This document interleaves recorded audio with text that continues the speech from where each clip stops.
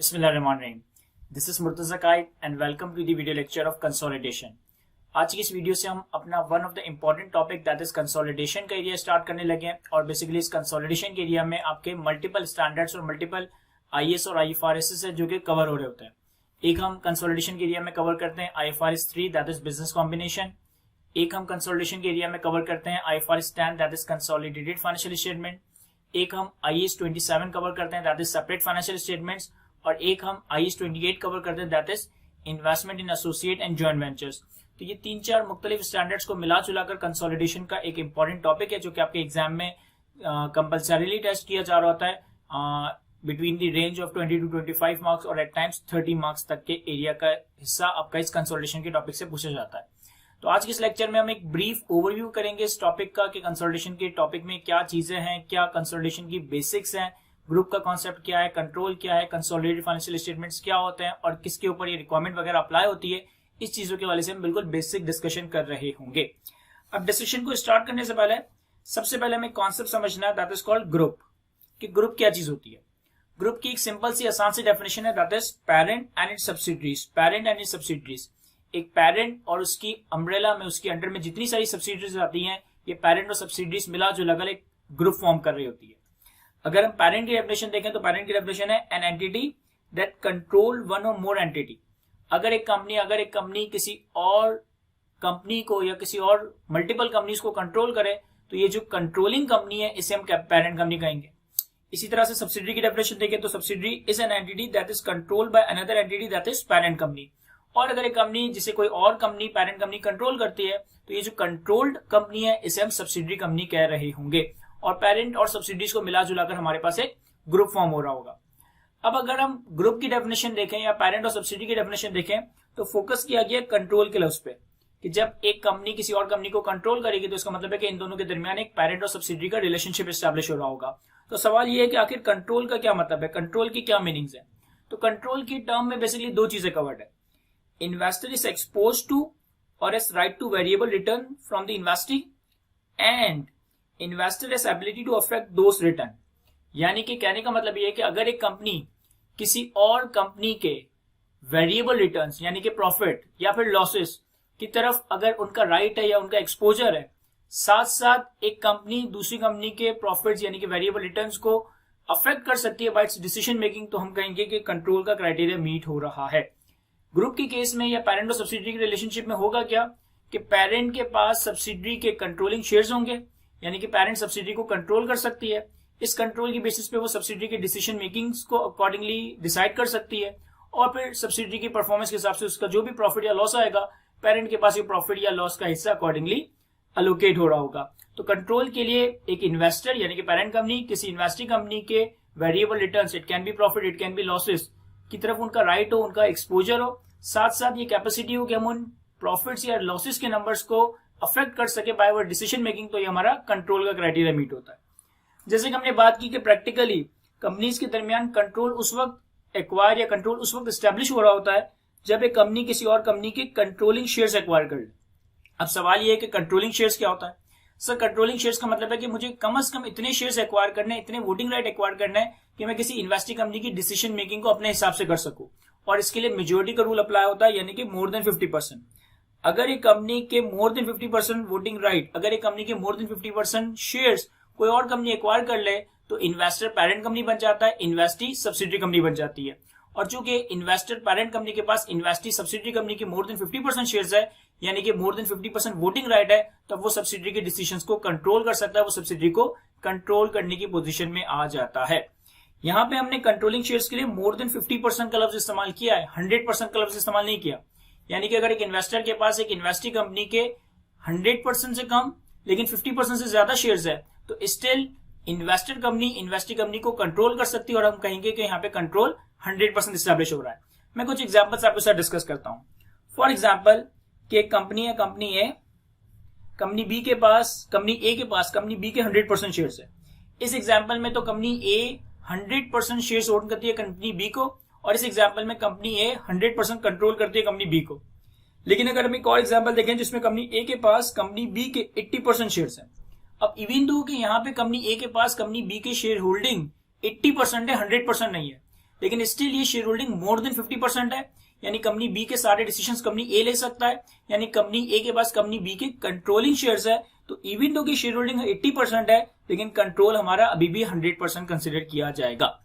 इसी तरह से रेयर सर्कमस्टांसेस में, एक्सेप्शनल केसेस में ऐसा हो सकता है कि कंपनी है, इसके पास कंपनी बी के 45% शेयर्स है, यानी कि 50% से कम शेयर्स हैं, लेकिन इस कंपनी बी के जो बाकी शेयर होल्डर्स है ना, वो लार्ज नंबर ऑफ ऑडियंस है, वो large number of tiny investors है, यानी कि 45% शेयर्स कंपनी ए के पास है, बाकी 55% शेयर्स हजारों लाखों शेयर होल्डर के पास है, किसी के पास 1%, किसी के पास 2%, किसी के पास 0.5%। अब इस तरह के सिचुएशंस में काफी अनलाइकली है कि वो लार्ज नंबर ऑफ इन्वेस्टर्स मिलकर कोई डिसीजन ले। तो इस केस में इवन दो कि कंपनी ए के पास कंपनी बी का 50% से भी कम शेयर्स है, 45% शेयर्स है, लेकिन still company A company B को कंट्रोल कर सकती है। यहां पे भी हम कहेंगे कि कंट्रोल 100% एस्टैब्लिश हो रहा है। इसी तरीके से फॉर एग्जांपल एक कंपनी है, कंपनी ए, इसके पास 45% शेयर होल्डिंग है कंपनी बी की, और कंपनी बी के 10% शेयर्स कंपनी ए के बैंक के पास है, और बैंक ने ये एग्री किया है, बैंक ने ये डिसाइड किया है कि वो जो भी अपने वोटिंग राइट्स या जो भी अपने वोटिंग शेयर्स है उसे कंपनी ए की इंस्ट्रक्शन या कंपनी ए की डायरेक्शन के हिसाब से अकॉर्डिंगली वोट कर रही होगी। अब इवन तो इस एग्जांपल में भी कंपनी ए के पास 45% शेयर्स है, लेकिन बैंक के साथ मिलकर इसके पास टोटल शेयर होल्डिंग 55% हो जाती है, यानी कि वो कंट्रोल एक्सरसाइज कर सकता है। तो हम कहेंगे कि यहां पे भी कंट्रोल 100% का एस्टैब्लिश किया जा रहा है। इसी तरीके से कुछ और एग्जांपल डिस्कस करते हैं एक ग्रुप की। हमने ग्रुप की डेफिनेशन में पढ़ा parent and it's subsidiaries, parent and it's subsidiaries. अब ये सब्सिडरीज भी डायरेक्ट सब्सिडरी भी हो सकती है, इनडायरेक्ट सब्सिडरी भी हो सकती है। फॉर एग्जांपल कि अगर हम एक ग्रुप स्ट्रक्चर डिस्कस करें वर्टिकल ग्रुप या सब सब्सिडरी का, वर्टिकल ग्रुप या सब सब्सिडरी में क्या होता है कि एक कंपनी के पास 60% शेयर होल्डिंग है कंपनी बी की, कंपनी ए के पास 60% शेयर होल्डिंग है कंपनी बी की, यानी कंपनी ए कंपनी बी को कंट्रोल करता है। कंपनी बी के पास 70% शेयर होल्डिंग है कंपनी सी की। अगर कंपनी बी के पास कंपनी सी के मोर देन 50% शेयर है, तो यानी कि कंपनी बी कंपनी सी को कंट्रोल करता है। चूंकि कंपनी ए कंपनी बी को कंट्रोल कर सकती है, यानी कि ये कंपनी सी को भी कंट्रोल कर सकती है। इस कॉन्सेप्ट को हम कहते हैं extension of control. Company A controls company C indirectly through its ownership in a company B. Company A company B को तो कंट्रोल कर ही रही है due to having 60% share holding, और चूंकि कंपनी बी के पास कंपनी सी की 70% शेयर होल्डिंग है और कंपनी बी को कंट्रोल किया जा रहा है बाय द कंपनी ए, तो इसका मतलब है कि कंपनी ए कंपनी सी को भी कंट्रोल कर सकती है। इस तरह के ग्रुप स्ट्रक्चर को हम कहते हैं वर्टिकल ग्रुप या सब सब्सिडरी, जिसमें कंपनी बी कंपनी ए की डायरेक्ट सब्सिडरी है और कंपनी सी कंपनी ए की इनडायरेक्ट सब्सिडरी कहलाई जा रही होगी, और इसको हम कहते हैं एक्सटेंशन ऑफ कंट्रोल। अच्छा, एक कॉन्सेप्ट आप आने वाले वक्तों में देखेंगे, that is called affective holding. Affective holding का सिर्फ मैं परसेंटेज यहां कैलकुलेट करना बता रहा हूं, और इसको हम कैलकुलेशन वाले एरिया में इस्तेमाल करेंगे। जब हम कंसोलिडेशन के प्रैक्टिकल क्वेश्चंस पढ़ाएंगे तो हम इसको कुछ सॉर्ट ऑफ कैलकुलेशन के लिए इस्तेमाल कर रहे होंगे, लेकिन कंट्रोल स्टैब्लिश करने के लिए आप अफेक्टिव होल्डिंग को नहीं देखोगे। अफेक्टिव होल्डिंग क्या है? सर, ए के पास कंपनी बी का 60% शेयर्स है, बी के पास कंपनी सी का 70% शेयर्स है, यानी कि अफेक्टिवली कंपनी ए के पास कंपनी सी का 42% शेयर्स है, दैट इज 70% का 60%। तो कंपनी ए का कंपनी सी में अफेक्टिव कंट्रोल या अफेक्टिव होल्डिंग कितनी है? 42%। लेकिन अगेन ये जो मैं अफेक्टिव होल्डिंग यहाँ पे 42% कैलकुलेट कर रहा हूं, ये सिर्फ for the sake of calculation इस्तेमाल हो रहा होगा। कंट्रोल का स्टेटस या पेरेंट और सब्सिडीज का जो स्टेटस है वो हम ग्रॉस होल्डिंग की बेसिस पे कंक्लूड कर रहे होंगे, कंट्रोल की बेसिस पे कंक्लूड कर रहे होंगे। यहाँ पे company A company B as well as company C दोनों को कंट्रोल करती है, इररिस्पेक्टिव ऑफ द फैक्ट कि कंपनी ए की जो अफेक्टिव होल्डिंग है कंपनी सी में वो लेस देन 50% है। इसी तरीके से एक और ग्रुप स्ट्रक्चर मैंने आपके सामने रखा है जिसको हम कहते हैं कॉम्प्लेक्स ग्रुप या D shape group. For example एक कंपनी है, इसके पास 60% शेयर होल्डिंग है कंपनी बी की। चूंकि कंपनी ए के पास मोर देन 50% शेयर होल्डिंग है कंपनी बी की, यानी कंपनी ए कंपनी बी को 100% कंट्रोल करती है। फिर एक और कंपनी है कंपनी सी के 25% शेयर्स है कंपनी बी के पास, और कंपनी सी के 30% शेयर्स है कंपनी ए के पास। अब कंपनी ए के पास कंपनी बी के 60% शेयर्स यानी कि 100% कंट्रोल, कंपनी सी के 25% शेयर्स कंपनी बी के पास और 30% शेयर्स कंपनी ए के पास, यानी कि कंपनी ए और बी को मिलाकर ये टोटल हो जाता है 55% शेयर्स है कंपनी सी के। तो यहां पे भी कंपनी ए कंपनी बी और कंपनी बी के साथ मिलकर कंपनी सी दोनों को कंट्रोल करती है। Company A together with company B hold more than 50% shares of company C. अच्छा, इस केस में अगर आप कंपनी ए की कंपनी सी में अफेक्टिव होल्डिंग कैलकुलेट करें तो वो कैसे कैलकुलेट होगा? कंपनी ए के पास कंपनी सी का 30% शेयर होल्डिंग है, तो इसे हम कहेंगे डायरेक्ट होल्डिंग। कंपनी ए के पास कंपनी बी का 60% और कंपनी बी के पास कंपनी सी का 25%, यानी कि 25% ऑफ 60%, दैट इज 15%। तो कंपनी ए के पास कंपनी सी की इनडायरेक्ट होल्डिंग कितनी है थ्रू बी, 15%, और 30% डायरेक्ट होल्डिंग, 15% इनडायरेक्ट होल्डिंग को हम एडअप करें तो ये बनता है 45%। ये यहाँ पे अफेक्टिव होल्डिंग कहलाया जाएगा। अगेन अफेक्टिव होल्डिंग में सिर्फ for the sake of calculation calculate कर रहा हूं, इसे हम कंसोलिडेशन के प्रैक्टिकल सिनेरियोस में कहीं ना कहीं इस्तेमाल करेंगे। लेकिन पेरेंट और सब्सिडियरी का रिलेशनशिप एस्टेब्लिश करने के लिए आप अफेक्टिव होल्डिंग को नहीं देखोगे, आप ग्रॉस होल्डिंग को देखोगे। ग्रॉस होल्डिंग अगर 50% से ज्यादा है, कंट्रोल 100% होगा। अफेक्टिव होल्डिंग अगर 50% से कम भी है तो भी पेरेंट और सब्सिडियरी का रिलेशनशिप एस्टेब्लिश हो रहा होगा। तो ये हमारे पास एक मोटा मोटा सा कॉन्सेप्ट था कि ग्रुप किसे कहते हैं, पेरेंट किसे कहते हैं, सब्सिडियरी किसे कहते हैं, कंट्रोल किन किन सिनेरियोस में एस्टेब्लिश हो रहा होगा। अब हम बात करते हैं फाइनेंशियल स्टेटमेंट्स की, या more specifically consolidated financial statements की। देखिए हमें मालूम है कि हर एक कंपनी हर पीरियड एंड पे, जनरली ईयर एंड पे अपनी कंपनी के फाइनेंशियल स्टेटमेंट्स तो बना रही होती है। हर कंपनी हर ईयर एंड पे, हर पीरियड एंड पे अपनी कंपनी की जो फाइनेंशियल स्टेटमेंट्स बनाती है ना, उसे हम कहते हैं सेपरेट फाइनेंशियल स्टेटमेंट्स, उसे हम कहते हैं सेपरेट फाइनेंशियल स्टेटमेंट्स। अब एक ग्रुप में जो पेरेंट कंपनी है वो सेपरेट फाइनेंशियल स्टेटमेंट्स बना रही होगी। इस ग्रुप में जितनी सब्सिडरीज हैं, हर सब्सिडरी कंपनी भी अपने सेपरेट फाइनेंशियल स्टेटमेंट्स बना रही होगी। लेकिन जब भी पेरेंट और सब्सिडरी का कोई ग्रुप फॉर्म हो रहा होगा ना, तो उस ग्रुप का जो अल्टीमेट पेरेंट है, उसके ऊपर एक एडिशनल रिस्पॉन्सिबिलिटी आ जाती है कि उसने कंसोलिडेटेड फाइनेंशियल स्टेटमेंट भी बनाने हैं। तो प्रैक्टिकली स्पीकिंग जो भी एक ग्रुप की अल्टीमेट पेरेंट कंपनी होगी वो अपने सेपरेट फाइनेंशियल स्टेटमेंट्स के साथ साथ कंसोलिडेटेड फाइनेंशियल स्टेटमेंट्स बनाएगी, और उस ग्रुप में बाकी जितनी सब्सिडरीज हैं वो एक सेपरेट फाइनेंशियल स्टेटमेंट्स बना रही होगी। अब हम बात करें कि ये सेपरेट और कंसोलिडेटेड फाइनेंशियल स्टेटमेंट्स बनाने की रिक्वायरमेंट कहां पर है, तो आपके आईएएस और आईएफआरएस ये कहते हैं कि ग्रुप की सारी कंपनीज, एक ग्रुप की सारी सब्सिडरी कंपनीज को सिर्फ अपने सेपरेट फाइनेंशियल स्टेटमेंट्स बनाने, और ग्रुप की पेरेंट कंपनी को सिर्फ अपने कंसोलिडेटेड फाइनेंशियल स्टेटमेंट्स बनाने। यानी कि आईएएस और आईएफआरएस पेरेंट कंपनी के ऊपर सेपरेट फाइनेंशियल स्टेटमेंट्स बनाने की रिक्वायरमेंट एस्टैब्लिश नहीं करता। लेकिन अगेन एक कंपनी जिस एनवायरमेंट में, जिस जुरिडिक्शन में ऑपरेट कर रही है, वहां के लोकल लॉज की कंप्लायंस भी जरूरी है। तो अगर हम पाकिस्तान की बात करें तो पाकिस्तान में है कंपनीज एक्ट 2017। कंपनीज एक्ट 2017 ये कहता है कि अगर एक ग्रुप फॉर्म हो रहा है तो सब्सिडरी कंपनी अपने सेपरेट फाइनेंशियल स्टेटमेंट्स बनाएगी। पेरेंट कंपनी के ऊपर रिक्वायरमेंट है कि पेरेंट सेपरेट फाइनेंशियल स्टेटमेंट्स भी बनाएगी और कंसोलिडेटेड फाइनेंशियल स्टेटमेंट्स भी बना रही होगी।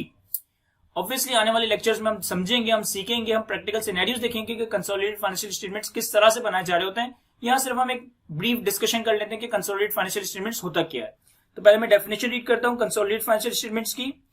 Financial statements of the group यानी कि parent and subsidiaries in which asset, liabilities, equity, income and expenses and cash flows of the parent and subsidiaries are presented as those of a single economic entity. Consolidated financial statements में क्या होगा कि हम parent और उसकी under में जितनी भी सब्सिडरीज है, इन सारी कंपनीज को एक सिंगल एंटिटी, एक सिंगल इकोनॉमिक एंटिटी अज्यूम करेंगे। यानी ये पेरेंट और सब्सिडरी का कोई सेपरेट स्टेटस नहीं है, सारे मिला जुलाकर एक ग्रुप फॉर्म कर रहे होंगे और ये ग्रुप एक सिंगल कंपनी मानी जा रही होगी।